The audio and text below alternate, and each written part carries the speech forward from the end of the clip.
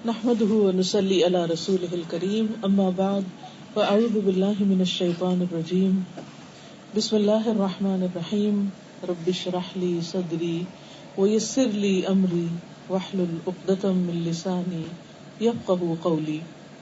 اللہ سبحانہ تعالیٰ نے ہمیں پیدا کیا اور جو کچھ بھی ہمارے پاس ہے سب اسی کا دیا ہوا ہے. یہ زندگی اور اس میں پائی جانے والی ساری نعمتیں. اللہ تعالیٰ فرماتے ہیں وَمَا بِكُم مِّن نِّعْمَةٍ فَمِنَ اللَّهِ، تمہارے پاس جو بھی کوئی نعمت ہے وہ ساری کی ساری اللہ کی طرف سے ہے. تم خود اس کے مالک نہیں ہو، اس نے تمہارے درمیان یہ سب کچھ تقسیم کیا ہے. یہ سب کچھ دینے کے بعد اس نے ہم سے کیا چاہا کہ ہم اس زندگی کو بہترین طریقے پر گزاریں. اور یہ زندگی جو صرف ایک امتحان کے لیے ہے کہ کون کس طرح بسر کر کے آتا ہے، اس کے بعد آنے والی دوسری زندگی کے لیے ایسے کام کریں کہ جس میں ہمیشہ ہمیشہ کے لیے خوشیاں پا سکیں. اس کے لیے ضروری ہے کہ ہم اس زندگی کو ایک ڈسپلن کے ساتھ گزاریں اور اس میں بہت زیادہ پروڈکٹیولی اپنا رول پلے کریں، یعنی ایک پروڈکٹیو لائف گزاریں، بیکار کی زندگی نہ ہو. اس زندگی کو گزارنے کے لیے اللہ سبحانہ وتعالیٰ نے ہمیں قرآن مجید میں بہت سی چیزیں بتائی. کچھ پچھلی قوموں کے واقعات بتائے ہیں، کچھ براہ راست ڈائریکٹ احکامات دیے ہمیں کیا کرو کیا نہ کرو، اور کچھ مثالیں دی ہیں، کچھ اگزامپلز بیان کی ہیں. ان میں سے ایک بہت خوبصورت مثال شہد کی مکھی کی مثال ہے جو ہمارے لیے شہد بناتی. اور سورۃ النحل اس نام سے، یعنی شہد کی مکھی کے نام سے ایک سورت کا نام بھی رکھا. اور اس سورت میں ہمیں اس کی آیت نمبر 68 اور 69 میں اللہ سبحانہ وتعالی شہد کی مکھی کی زندگی کا ایک حال بتاتے ہیں کہ وہ کس طرح اللہ تعالیٰ کے احکامات کو مانتی ہے، کیا تیار کرتی ہے، اور جو کچھ وہ پروڈیوس کرتی ہے اس کے کتنے بے شمار فائدے ہیں. تو آج میں انشاءاللہ شہد کی مکھی کی زندگی اور ایک مومن کی زندگی کا کمپیریزن کروں گی کہ ہماری زندگی کیسی زندگی ہے اور شہد کی مکھی کیسی زندگی گزارتی ہے. وہ تو ایک چھوٹا سا انسیکٹ ہے اور اس کے مقابلے میں ہمیں تو اللہ سبحانہ تعالیٰ نے بہت سی صلاحیتیں اور طاقتیں اور قدرتیں دے کر پیدا کیا ہے. آپ سوچ رہے ہوں گے کہ موقع تو شادی کا ہے اور درس شہد کی مکھی کا ہے، تو ان دونوں میں کیا مماثلت ہے؟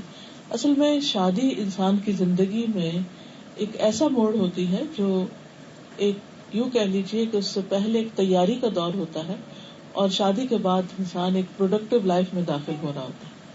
اور خواتین تو اور بھی زیادہ پروڈکٹیو ہوتی ہیں کیونکہ وہ ایک نئی زندگی میں داخل ہو کر نئی نسل کو وجود میں لاتی ہیں، ان کی تعلیم و تربیت کرتی ہیں اور ایک خاندان بناتی ہیں. تو ایک اچھا خاندان بنانے کے لیے انسان کو ایک طرف نعمتوں کی قدر کرنی پڑتی ہے اور دوسری طرف بھرپور زندگی گزارنی پڑتی ہے جو محنت پر مشتمل ہوتی. کیونکہ جس فیکٹری میں انسان پلتے ہیں، یعنی ماں کا پیٹ ہو یا پھر ماں کی گود ہو یا پھر ایک گھرانہ ہو، اس میں کام اور ایک ماں کا جو رول ہے یا خواتین کا جو رول ہے وہ بہت ہی اہم ہے. خواتین یا ایک عورت، اور خاص طور پر جس کی شادی ہو رہی ہو، اللہ سبحانہ تعالیٰ نے اس کے بہت سے حقوق بھی رکھے ہیں، اس کو بہت سی نعمتیں بھی دی ہیں، لیکن اس کے ساتھ ساتھ بہت سی ذمہ داریاں بھی دی ہیں. عام طور پر ہم حقوق کے لیے تو حریص ہوتے ہیں اور ہم یہ چاہتے ہیں کہ ہمیں ہمارا حق ملے، لیکن عموماً شادی کے موقع پر اس بات کی طرف توجہ کم دلائی جاتی ہے کہ آئندہ کیا کیا ذمہ داریاں ادا کرنی ہیں.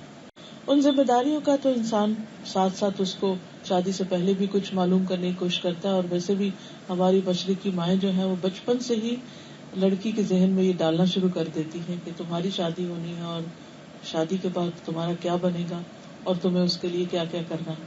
کچھ نہ کچھ دنیاوی اعتبار سے تیاری ہوتی ہی رہتی. لیکن ایک چیز جسے ہم بھول جاتے ہیں انجانے میں یا بعض اوقات غفلت سے، وہ یہ ہے کہ ایک ہماری رخصتی ماں باپ کے گھر سے ہوتی ہے اور پھر ایک دنیا سے ہوتی ہے. ماں باپ کے گھر سے رخصت ہوتے ہوئے بھی ہاں کتنی خوشیاں آگے ہوں، لیکن ایک دکھ اور ایک اداسی اور ایک جدائی کی جو کیفیت ہے وہ ایک عورت کبھی بھی ساری زندگی نہیں بھول سکتی. کہ جہاں اس کا اتنا لاڈ پیار میں وقت گزرا ہو، اس کے بعد کمپلیٹلی وہ سارا کچھ چھوڑ چھاڑ کر ایک نئی زندگی شروع کرتی. تو اس موقع سے ہمیں یہ بھی سوچنا چاہیے کہ ایک دن ایسا بھی آئے گا کہ جب ہمیں کمپلیٹلی یہ دنیا چھوڑنی پڑے گی.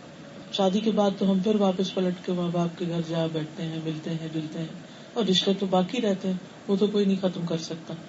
لیکن دوسری دنیا کا جو سفر ہے اور دوسری دنیا کے لیے جو رخصتی ہے, اس میں تو کہیں بھی واپسی نہیں, اور کسی سے واپس آ کر کوئی ملاقات نہیں, اور نہیں پتا جانے والے پہ کیا گزر رہی, اور اس کو نہیں پتا کہ پیچھے والے کیا کر رہے ہیں. تو مومن وہ ہوتا ہے کہ جو ہر واقعے سے کوئی نہ کوئی سبق لیتا ہے. زندگی میں جو بھی اس کے موڑ آتے ہیں اس پر وہ اپنے لیے کچھ نہ کچھ سبق لیتا رہتا ہے. تو اس موقع کی مناسبت سے میں نے یہ ٹاپک چوز کیا ہے تاکہ ہم ایک پروڈکٹیو لائف گزار سکیں. سورۃ النحل کی آیت نمبر 68-69 میں اللہ تعالیٰ فرماتے ہیں, پہاڑوں میں, درختوں میں, انگور کی بیلوں میں اپنا گھر بناؤ, چھتا بناؤ, پھر ہر قسم کے پھلوں میں سے اس کا رس چوسو, پھر اپنے رب کے ہموار کردہ راستوں پر چلتی رہو. ان کے پیٹ سے مختلف رنگوں کا مشروب یعنی شہد نکلتا ہے جس میں لوگوں کے لیے شفا ہے. بلا شبہ اس میں ان لوگوں کے لیے یقیناً ایک نشانی ہے جو غور و فکر کرتے ہیں. ہم دیکھتے ہیں کہ دنیا میں دو طرح کی مکھیاں پائی جاتی ہیں.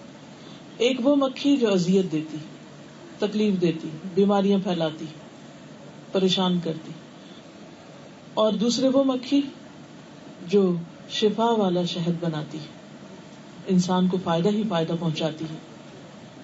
اسی لیے شہد کی مکھی کو مارنے کی ممانعت ہے. ابن عباس کہتے کہ رسول اللہ صلی اللہ علیہ وسلم نے فرمایا, 4 جانوروں کو نہیں مارو, چیونٹی, شہد کی مکھی, ہدہد اور لٹورا. لٹورا جو ہوتا ہے وہ چڑیا سے ذرا بڑے سا موٹے سے سر والا سفید پیٹ والا پرندہ ہوتا ہے.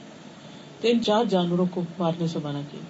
چیونٹی مارنے سے تو اس لیے منع کیا ہے کہ چیونٹیاں جو ہیں وہ دعائیں کرتی ہیں ہر اس شخص کے لیے جو لوگوں کو خیر کی بھلائی کی بات سکھاتا ہے, اور شہد کی مکھی انسانوں کے لیے شفا والا شہد پروڈیوس کرتی ہے.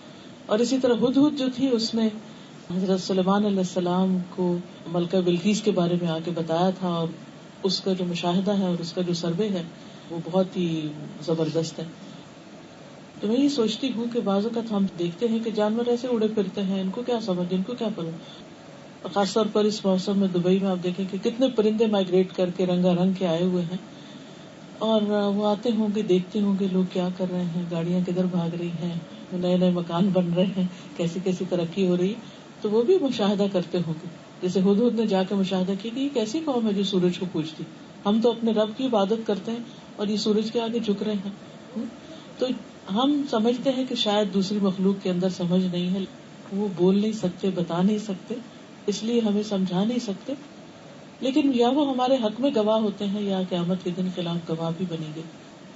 پھر آپ دیکھیے کہ سب سے پہلے آتا ہے وَأَوْحَى رَبُّكَ إِلَى النَّحْلِ, تیرے رب نے شہد کی مکھی کی طرف وحی کی. یعنی چھوٹا سا کیڑا, ایک طرح سے چھوٹی سی چیز جس کا عام طور پر ہم کبھی نوٹس بھی نہیں لیتے کہ وہ کہاں اڑ رہی ہے اور کس قسم کی ہے یا کیا کر رہی ہے, رب نے ڈائریکٹ اس کو حکم دیا ہے, اس کی طرف وحی کی. وہی کہتے ہیں خفیہ اشارے کو, یعنی اس کی پروگرامنگ خود رب نے کی ہے. اور مکھی نے جو حکم اس کو ملا پورے کا پورا لے لیا ایز اٹ از, اس میں کوئی کمی نہیں کی. اور جس مقصد کے لیے مکھی کو بنایا گیا وہ اس مقصد کے لیے دوڑی پھرتی, سخت محنت کرتی. اس کے برعکس اللہ سبحانہ وتعالیٰ نے ہماری فطرت میں بھی کچھ ڈالا تھا, اور پھر ہمارے لیے بھی پیغمبر بھیجے, اور ان کی طرف تو نہ صرف یہ کہ وحی کی بلکہ براہ راست بات بھی کی ان سے, اور پھر اپنا کلام اللہ یعنی قرآن مجید ہمارے لیے بھیجا جو ہم سب کے پاس موجود ہے. تب آپ کمپیریزن کریں اپنے میں اور مکھی میں, کہ مکھی نے رب کی بات سنی اور وہی کیا جو رب چاہتا ہے. کیا ہم اپنے رب کی بات سنتے ہیں؟ کیا ہم قرآن مجید سے سبق لیتے ہیں؟ اور کیا ہم وہی کرتے ہیں جو قرآن کہتا ہے, یا پھر اپنی مرضی کی زندگی گزار رہے ہیں؟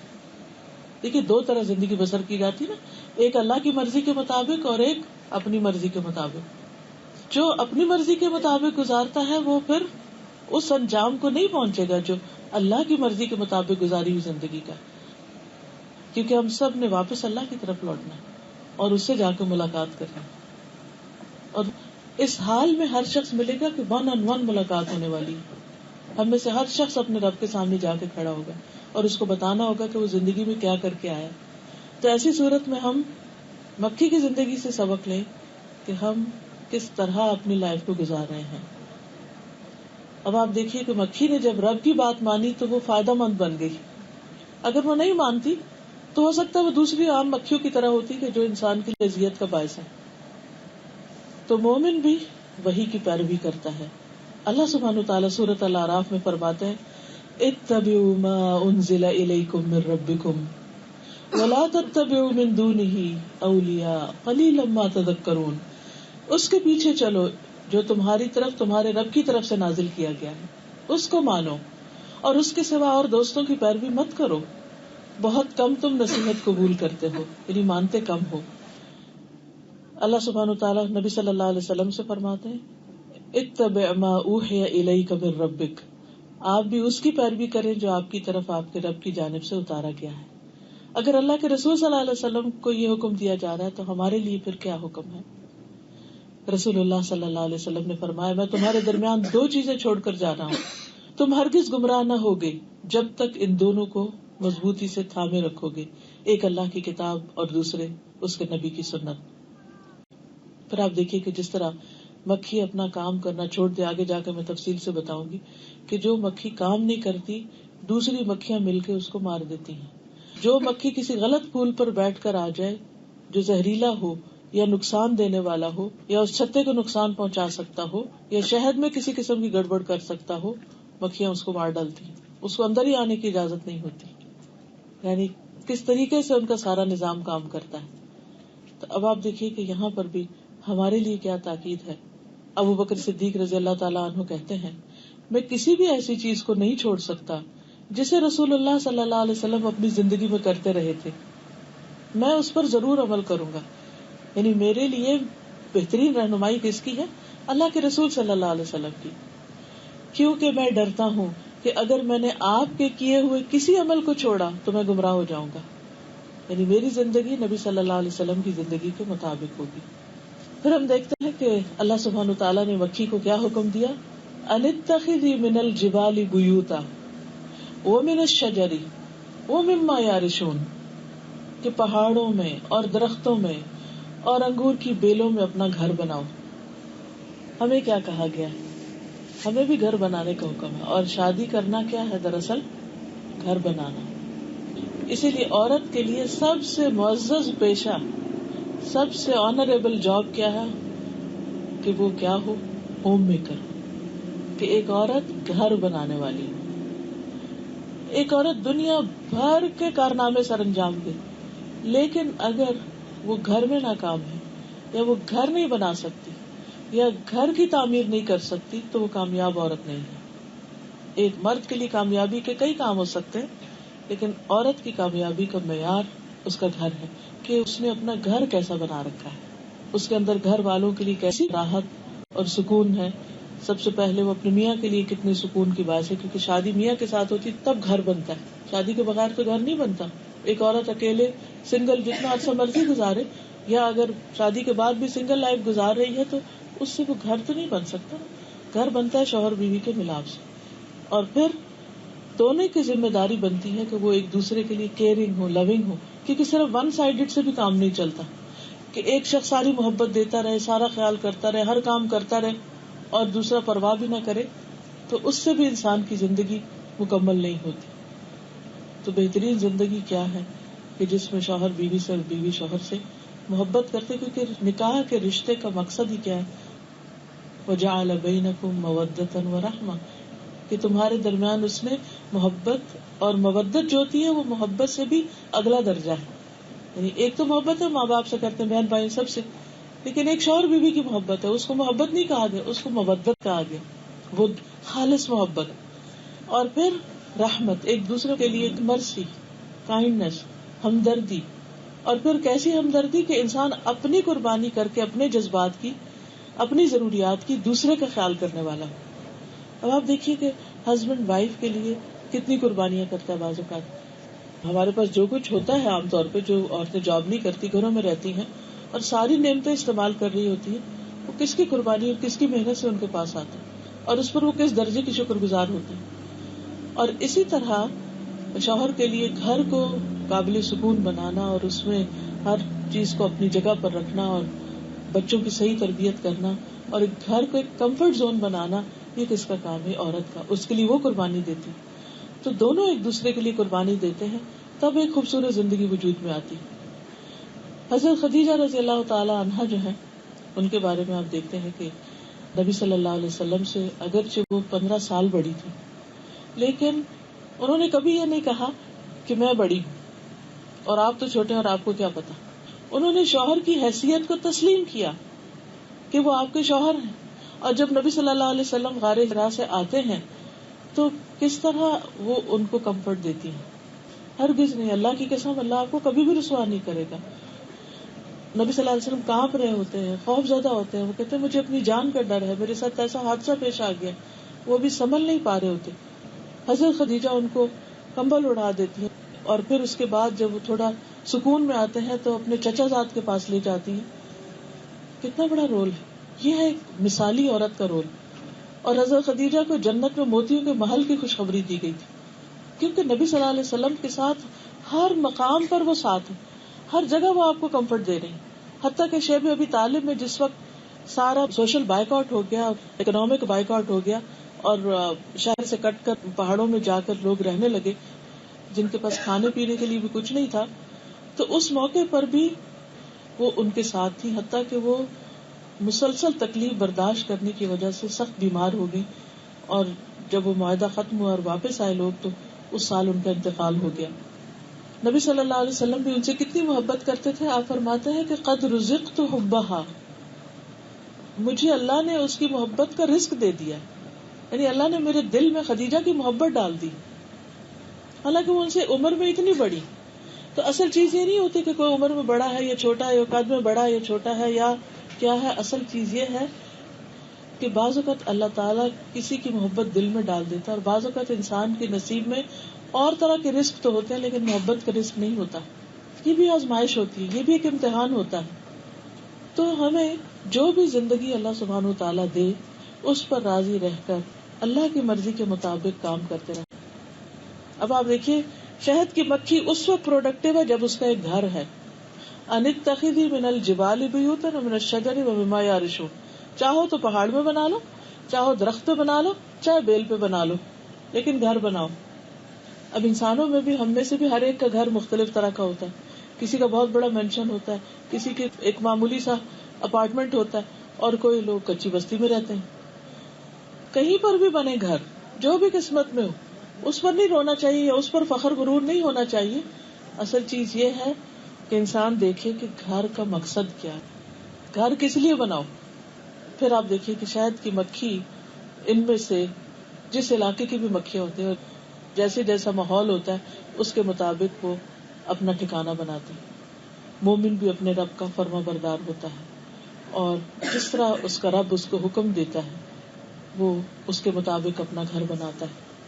مکھی وہاں گھر بناتی ہے جہاں اس کے قریب پھول ہوتے ہیں یا جہاں سے وہ غذا حاصل کر سکتی ہے، جہاں وہ اپنی زندگی کا مقصد پورا کر سکتی ہے، یعنی وہ گول اورینٹڈ ہوتی ہے. تو مومن کو بھی ہمیشہ گول اورینٹڈ ہونا چاہیے. تو ایک عورت کا گھر بھی کہاں ہوتا ہے؟ جہاں اس کا میاں ہوتا ہے، جہاں اس کا شوہر ہوتا ہے. اب دیکھیں حضرت موسیٰ علیہ السلام جب ان کی شادی ہوئی تو 8 سے 10 سال انہوں نے کام کیا اپنے سسر کے پاس، لیکن پھر بالآخر وہ اپنی بیوی کو وہاں سے لے کر دوسرے ملک آ گئے. تو ایک بیوی کو اپنے شوہر کے ساتھ جانا پڑتا، وہ جہاں بھی جائے. اب اس پر وہ بحث نہیں کر سکتی کہ نہیں مجھے یہاں نہیں رہنا، مجھے وہاں نہیں رہنا. نہیں، جہاں شوہر کا کام ہوگا یا جہاں وہ رکھنا چاہے گا اس کو وہیں پر رہنا ہوگا، اور جہاں وہ رہے پھر اس کو اپنا گھر سمجھے. ایک بچی جب شادی کے بعد سسرال میں آئے تو وہ اس کو اپنا گھر سمجھے، بار بار پلٹ کر ماں باپ کے گھر کی طرف نہ دیکھے یا پھر ماں باپ کے گھر سے کمپیئر نہ کرے. کمپیریزن نہیں ہونا چاہیے، کیونکہ اب آپ کا گھر یہ ہے. وہ جیسے آپ کے نصیب میں تھا، جو آپ کی قسمت میں تھا وہ آپ کو ملا. اب اس کی قدر کرنی چاہیے، اب اس کو بنانے کی فکر کرنی چاہیے، اس میں دل لگانا چاہیے، اس کے لیے سیکریفائس کرنی چاہیے، اس کو اون کرنا چاہیے، ایکسپٹ کرنا چاہیے. یہ بے انتہا ضروری ہے. پھر آپ دیکھیے کہ مومن چونکہ بامقصد ہوتا ہے، اس لیے وہ اپنا گھر بناتے وقت بھی اپنے مقصد کو سامنے رکھتا ہے. کہ میں جس قسم کا گھر بنا رہا ہوں کیا میں اس میں اللہ تعالیٰ کی عبادت کر سکتا ہوں، یا وہ اللہ تعالیٰ کی رضا کے مطابق ہے یا نہیں، یا جو کچھ اس میں رکھ رہا ہوں اس سے مجھے اللہ کی یاد میں مدد ملے گی یا میں اللہ کی یاد سے غافل ہو جاؤں گا. بعض اوقات ایسا ہوتا ہے کہ گھر بناتے وقت ہم اس کو گھر نہیں میوزیم بنا لیتے ہیں، اور بعض اوقات ایسا میوزیم ہوتا ہے کہ جس میں رہنے میں بھی مشکل ہو جاتی ہے. یعنی جس کونے میں نظر دڑاؤ، جس دیوار پہ نظر ڈالو، جس حصے میں نظر ڈالو، کچھ نہ کچھ سجاوٹ کا سامان ضرور ہوگا. ٹھیک ہے، سجاوٹ کا شوق اچھا ہے، لیکن ہر چیز اپنے اعتدال میں ہی اچھی رہتی. نبی صلی اللہ علیہ وسلم ایک مرتبہ گھر تشریف لائے تو دیکھا کہ حضرت عائشہ نے ایک بہت نقش و نگار والا پردہ لٹکا دیا. تو آپ صلی اللہ علیہ وسلم نے اس کو اتروا دیا کہ مجھے یہ میری رب کی یاد سے غافل کرتا ہے. تو مومن جیسے بھی گھر میں رہے، کمفرٹیبل گھر ہو، یہ نہیں کہا کہ آپ اپنے گھر کو مشکل بنا لو، لیکن اس میں اللہ کے ذکر سے غافل نہ ہو. حضرت ابراہیم علیہ السلام نے اپنے بچے کو، اپنی بیوی کو کہاں لا کے بسایا تھا؟ جہاں آج ہم سب کا دل جانے کو تڑپتا ہے، اور اس گھر سے ہمیں اپنے گھر سے زیادہ محبت ہے.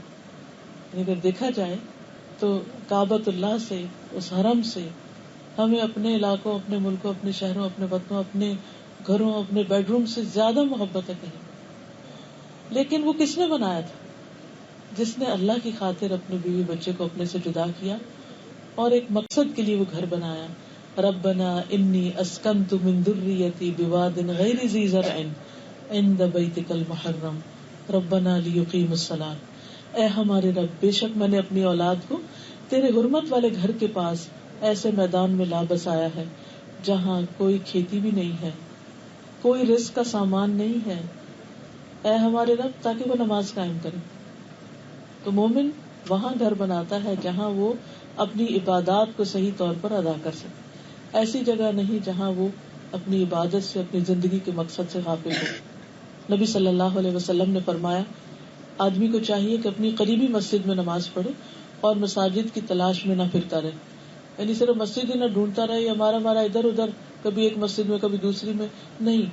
اسے پتا ہونا چاہیے کہ اس کی 5 نمازیں کہاں ادا ہوں گی. پھر اسی طرح یہ ہے کہ خواتین کے لیے مسجد تو نہیں، لیکن اس کا اپنا گھر خیر کے کاموں کے لیے وقف ہونا چاہیے. یعنی گھر ایسا نہ ہو کہ جس میں صرف کمفرٹ ہو یا صرف دنیاوی ضروریات پوری کر رہے ہوں. ہمارے لیے بہترین نمونہ ہے ازواج مطہرات کے گھر، کہ ان گھروں میں کیا ہوتا تھا اور آج ہمارے گھروں میں کیا ہو رہا ہے. وہاں کے گھر کیسے تھے؟ اللہ سبحانہ وتعالیٰ خود قرآن مجید میں سورۃ الاحزاب میں فرماتے ہیں، وَاذْكُرْنَ مَا يُتْلَى فِي بُيُوتِكُنَّ مِنْ آیَاتِ اللَّهِ وَالْحِکْمَةِ. تمہارے گھروں میں اللہ کی آیات اور حکمت کی باتوں میں سے جو تلاوت کیا جا رہا ہے، جو نبی صلی اللہ علیہ وسلم پر اتر رہا ہے، اور جو آپ تہجد کی نمازوں میں کئی کئی صورتیں پڑھ رہے ہیں، تم بھی اس کا ذکر کرو، تم بھی اس کو پڑھو، تم بھی اس کو سمجھو اور تم بھی اس کو آگے سکھاؤ. تو ایک مومن عورت جو ہے وہ اپنے گھر میں اللہ کا ذکر کرتی ہے، انفرادی عبادت کے طور پر بھی، اور اجتماعی ایسی مجلسیں بھی قائم کرتی ہے کہ جس میں وہ دین کی باتیں سیکھ سکھا سکے. نبی صلی اللہ علیہ وسلم نے فرمایا، جس گھر میں قرآن کی تلاوت کی جاتی ہے وہ آسمان والوں کو ایسا نظر آتا ہے جیسے زمین والوں کو ستارے نظر آتے ہیں. یعنی آپ کا گھر اوپر والوں کے لیے، جو فرشتے ہیں یا جو بھی اللہ کے پیارے ہیں، وہ زمین پر آپ کے گھر کو پہچانتے ہیں اس چمک کی وجہ سے جو قرآن پڑھنے کے نور کی وجہ سے اٹھ رہی ہوتی ہے وہاں سے. یعنی بلنک کر رہا ہوتا ہے وہ گھر، کیونکہ یہ بھی ایک نور ہے. پھر اسی طرح رسول اللہ صلی اللہ علیہ وسلم نے فرمایا، جو لوگ اللہ کے گھروں میں سے کسی گھر میں اللہ کی کتاب کی تلاوت اور آپس کی تعلیم میں مصروف ہوتے ہیں، ان پر سکینت نازل ہوتی، رحمت انہیں ڈھانپ لیتی، فرشتے انہیں گھیر لیتے ہیں، اور اللہ ان کا ذکر اپنے پاس موجود فرشتوں میں کرتا ہے. تو جن گھروں میں ذکر ہو رہا ہوتا ہے، اللہ سبحانہ وتعالیٰ عرش پر اور عرش کے ارد گرد جو اس کے مقرب فرشتے، ان میں ایسے گھروں کا ذکر کرتے ہیں، ایسے بندوں کا ذکر کرتے ہیں. تو آپ دیکھیے کہ کیسے خوش قسمت ہے وہ لوگ کہ جن کا ذکر عرش پر ہوتا ہو، فرشتوں کی مجلسوں میں ہوتا ہو، آسمان والوں میں ہوتا ہو، بلندیوں پر ہوتا ہو. پھر اسی طرح رسول اللہ صلی اللہ علیہ وسلم نے فرمایا، جو آدمی اپنے گھر میں طہارت حاصل کرے، وضو کرے، پھر وہ اللہ کے گھروں میں سے کسی گھر کی طرف چلے تاکہ وہ فرائض میں سے کوئی فریضہ پورا کرے، تو اس کے قدموں سے ایک سے گناہ مٹیں گے، دوسرے سے اس کا درجہ بلند ہوگا. پھر اسی طرح یہ ہے کہ ان گھروں کی مذمت کی گئی ہے قرآن مجید میں جو انسان کو اپنی زندگی کے مقصد سے غافل کرنے والے ہوں. سورۃ التوبہ میں اللہ تعالیٰ فرماتے ہیں وَمَسَاكِنَ تَرْضَوْنَهَا أَحَبَّ إِلَيْكُم مِّنَ اللَّهِ وَرَسُولِهِ وَجِهَادٍ فِي سَبِيلِهِ فَتَرَبَّصُوا حَتَّى يَأْتِيَ اللَّهُ بِأَمْرِهِ وَاللَّهُ لَا يَهْدِي الْقَوْمَ الْفَاسِقِينَ. کہ رہنے کے وہ مکانات جنہیں تم پسند کرتے ہو، تمہیں بہت پسند ہیں، یعنی بہت خوش ہوتے ہو اپنے گھروں پر، اگر تمہیں اللہ اور اس کے رسول اور اس کی راہ میں جہاد کرنے سے زیادہ محبوب ہے، یعنی اللہ سبحانہ وتعالیٰ سے زیادہ محبت ہے اس گھر سے، رسول اللہ سے زیادہ محبت ہے اس گھر سے صلی اللہ علیہ وسلم، اور اس کی راہ میں جد و جہد کرنے سے زیادہ پیارا ہے کہ وہ گھر تمہیں اتنا پکڑ لیں کہ تمہارے پاس ٹائم نہ بچے اللہ کے لیے نکلنے کا یا اللہ کے لیے کوئی بھی اچھا کام کرنے کا یا اللہ کے دین کی خدمت کے لیے، تو تم انتظار کرو یہاں تک کہ اللہ اپنا حکم لے آئے، اور اللہ نافرمان لوگوں کو ہدایت نہیں دیتا. پھر اسی طرح یہ ہے کہ گھر ایسے نہیں ہونے چاہیے کہ جو انسان کو نمازوں سے غافل کر دے. بیڈ ایسا کمفرٹیبل نہیں ہونا چاہیے کہ جس میں سو کر انسان فجر کی نماز قضا کر دے، کیونکہ فجر کی نماز قضا کرنا کوئی معمولی گناہ نہیں ہے. نبی صلی اللہ علیہ وسلم نے فرمایا منافقین پر 2 نمازوں سے زیادہ کوئی بھاری نہیں ہوتی نمازیں، اور ان میں سے ایک فجر ہے اور ایک عشاء ہے. پھر گھر بنانے کے بعد اللہ سبحانہ وتعالیٰ نے مکھی کو کیا حکم دیا؟ تم کلی من کل الثمرات، سارے پھلوں میں سے کھاؤ. یعنی انسان کو اللہ سبحانہ وتعالیٰ نے جو نعمتیں عطا کی ہیں ان نعمتوں کو استعمال کرو. تو ایک عورت جب اپنا گھر بناتی ہے تو اس کے لیے اللہ نے جو جائز زینت، جو حلال رزق، جو طیب رزق اور جو دنیا کی ضروریات ہیں ان کا استعمال، ریسورسز کا درست استعمال، اس سے منع نہیں کیا، اس کے استعمال کرنے کا حکم دیا جا رہا ہے. تو مومن کے لیے اپنے مقصد کی تیاری میں، اپنے مقصد کو ایگزیکیوٹ کرنے کے لیے، اپنے گول کو اچیو کرنے کے لیے ضروری ہے کہ وہ اللہ کی نعمتوں سے فائدہ اٹھائے. ایک اچھی ماں وہی ہو سکتی ہے جو اپنی ہیلتھ کا بھی خیال رکھے اور اپنے بچوں کی ہیلتھ کا بھی خیال رکھے، اور وہ اپنے ذمہ داریوں کو صحیح طور پر ادا کرنے کے قابل ہو.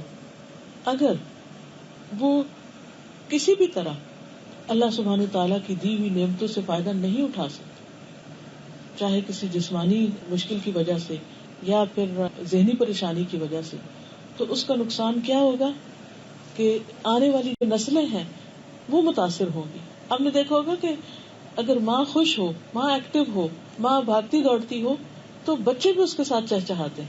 لیکن اگر ماں پریشان ہو، اگر ماں صبح سو کر اٹھ کے نہ دے، اگر ماں رو رہی ہو یا ماں کو کوئی پریشانی ہو تو وہ پریشانی لازماً بچوں پر اثر کرتی. تو اس لیے بہت ضروری ہے کہ انسان اللہ سبحانہ تعالیٰ کی دی ہوئی نعمتوں سے، خواہ وہ قرآن کی نعمت ہو، خواہ وہ کھانے پینے کی ہو، خواہ وہ زندگی کی اور سہولیات کی ہو، ان کو اس مقصد سے استعمال کرے تاکہ وہ موسٹ پروڈکٹیو رول پلے کر سکے. اللہ سبحانہ وتعالیٰ فرماتے ہیں یا ایھا الذین آمنوا لا تحرموا طیبات ما احل اللہ لکم ولا تعتدوا ان اللہ لا يحب المعتدین وکلوا مما رزقکم اللہ حلالا طیبا واتقوا اللہ الذی انتم بہ مؤمنون. اے لوگو جو ایمان لائے ہو، وہ پاکیزہ چیزیں حرام مت کرو جو اللہ نے تمہارے لیے حلال کی ہیں، اور حد سے نہ بڑھو، یعنی ضرورت سے زیادہ مت کھاؤ. بے شک اللہ حد سے بڑھنے والوں سے محبت نہیں کرتا. اور اللہ نے تمہیں جو کچھ دیا ہے اس میں سے حلال اور طیب کھاؤ، یعنی بلا وجہ اپنے اوپر حلال چیزوں کو حرام مت کرو، اور اس اللہ سے ڈرو جس پر تم ایمان رکھنے والے ہو. اور آپ کو حیرت ہوگی کہ شہد کی مکھیاں صرف پاکیزہ چیز کھاتی، کوئی گندی چیز نہیں کھاتی. اور اگر وہ گندی چیزیں کھائے تو پھر آپ دیکھیے کہ شہد میں شفا کہاں سے ہو سکتی ہے. اللہ تعالیٰ فرماتے ہیں اے ایمان والو، ان پاکیزہ چیزوں میں سے کھاؤ جو ہم نے تمہیں عطا کی ہیں، اور اس کا شکر ادا کرو اگر تم اللہ کی عبادت کرتے ہو، صرف اسی کی عبادت. رسول اللہ صلی اللہ علیہ وسلم نے فرمایا مومن کی مثال شہد کی مکھی کی طرح ہے جو صرف پاکیزہ چیزیں کھاتی ہے اور پاکیزہ پھل دیتی ہے. تو اسی طرح مومن پاکیزہ رزق کھاتا ہے اور پھر اس سے اچھے اعمال، نیک عمل صادر ہوتے ہیں. پھر اسی طرح ناپاک اور حرام کھانے سے بچنا چاہیے، کیونکہ اس سے انسان کی عبادت میں بھی خلل آتا ہے اور صحت میں بھی. کہا یہ جاتا ہے کہ شہد کی مکھیاں صاف اور میٹھے پانی کے علاوہ نہیں پیتی.